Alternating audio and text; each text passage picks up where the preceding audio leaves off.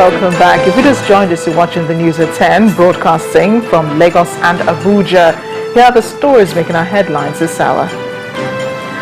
Top military hierarchy dismisses rumors of a planned coup d'etat, insists the military are defenders of democracy.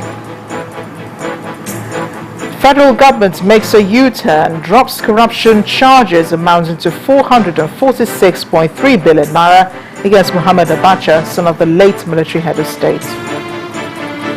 Police make massive deployment of officers and men ahead of Ekiti governorship election.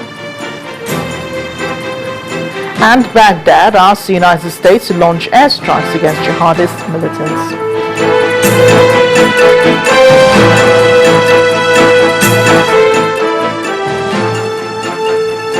You can read up more on our top stories on our websites, ChannelsTV.com and on YouTube.com/channelsweb. To get us on the move, visit m.channelstv.com to view us live on your mobile device.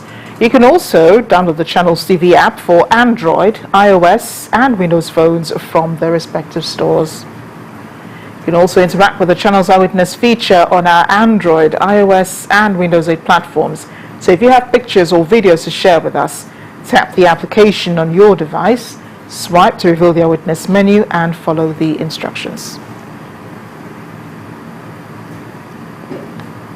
Politics now. The Inspector General of Police, Muhammad Abubakar, has strongly warned politicians ahead of the Ekiti governorship election, saying the police will not spare anyone who causes violence, either by utterance or action, before, during and even after results are announced.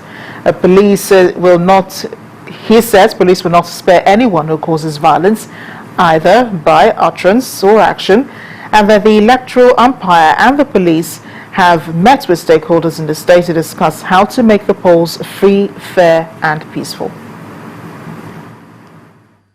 That during the campaigns leading to the election, there have been incidences of crisis, conflicts, and indeed even violence with unfortunate loss of lives. We cannot allow violence to mar this election. We have to come into this election with a positive attitude. We can begin to count hours to the Ekiti governorship election. But in town, one could see that residents are moving about. Their daily business is just as normal. But in terms of the preparations from the INEC point of view and that of the security operatives, a lot I can say is happening. Entering into Ado-Ekiti, the capital of Ekiti State, the sight of these policemen and their equipment sent a strong signal. The police are not joking about this election. They appear motivated and charged for the task of the days ahead. Law and order and the election. More information comes from the Inspector General of Police at this forum for journalists. From tomorrow 6 p.m., we expect all road leading to Ekiti should be closed. DPOs and area commanders are supposed to enforce these laws. In terms of preparation, security may be looking good for now, but what of the arrangement for voting and other processes from INEC's standpoint? At this extensive stakeholders meeting, all parties are briefed about the conduct. We are doing everything possible together with the security agencies, not only to ensure that the elections are free, fair and credible, but that they are also peaceful and non-violent. And a stern warning comes from the IG of police. We are going to remain here until Ekiti is very peaceful. If by your position or utterances or words you cause any violence, gentlemen, will not allow you to go scot-free. Expectations are high for the post that is perceived to serve as a litmus test for the 2015 general elections.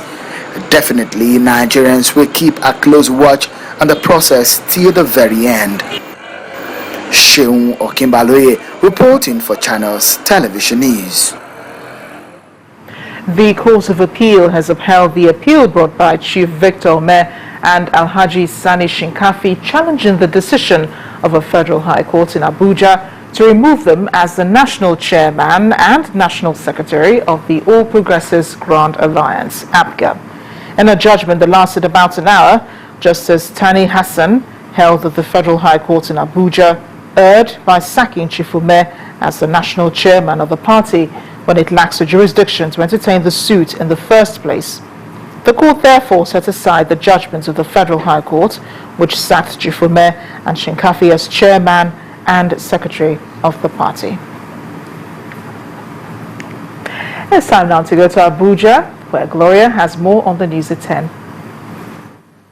Well, thank you, Amarachi, and welcome to the nation's capital.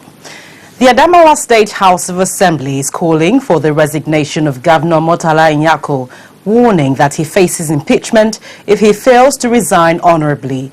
The House is citing gross administrative abuses, overbearing family influence, and the state of finance in the state.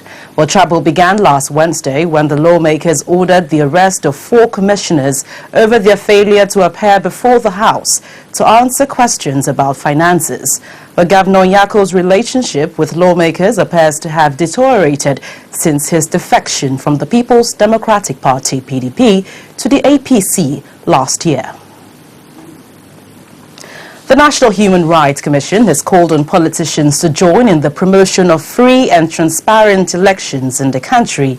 The chairman of the commission, Professor Chidi Odinkalu, said the commission has obtained reports of electoral malpractices from security agencies across the country and vowed to prosecute all those found wanting. He said the problem of election rigging cannot be tackled without exposing and holding every culprit accountable. Our correspondent Omelogo Nadi reports. 14 representatives out of the 26 political parties in Nigeria were in attendance at a meeting between the National Human Rights Commission and political parties in Abuja to put an end to the problem of election malpractices in Nigeria. The chairman of the commission said it is time for political office holders to be truly accountable to the people, a mission he says the commission is set to accomplish. The report established systemic violations of electoral and criminal law before and during different election cycles, including false declaration of age and or false certificate by candidate. This is a crime. Use of thugs and security agents to disrupt elections and facilitate rigging. This is a crime. Manipulation of election results. This is a crime. Dereliction of duty by electoral official, that's an administrative misconduct. Impunity in the judicial process. The Human Rights Commission puts together a report reviewing court decisions and election tribunals from 2007 to 2011, which established violations of electoral laws perpetrated by electoral officials, security personnel, politicians and their supporters. With this report, they hope to let the chips fall where they may.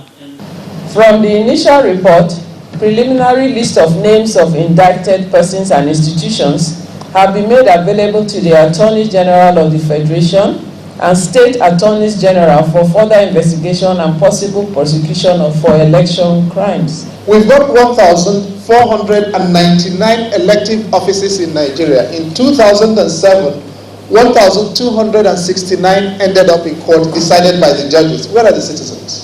If you rely on our courts, they will not convict because the politicians now control our courts. They think they can buy every verdict from our courts. So we are going to do what?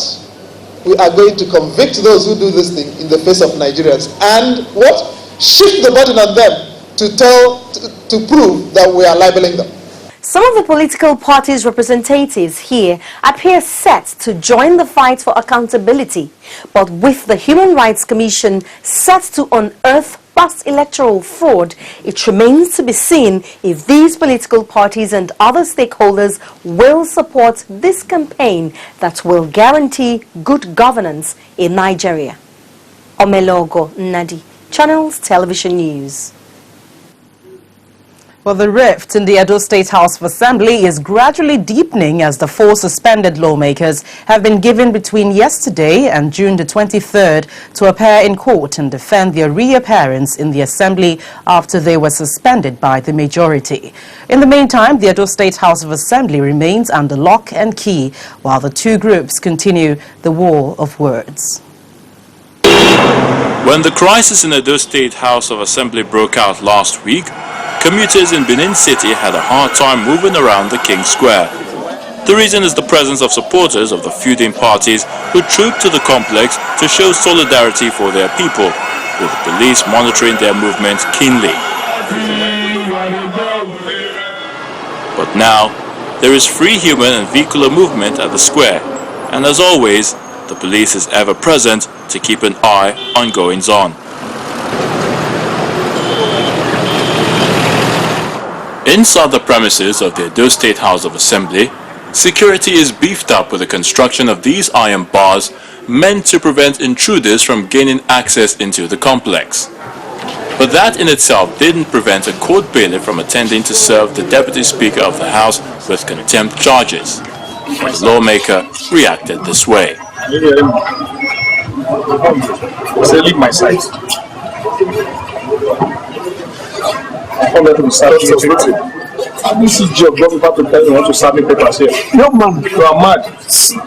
Some residents of Benin City share their thoughts on the crisis rocking the assembly.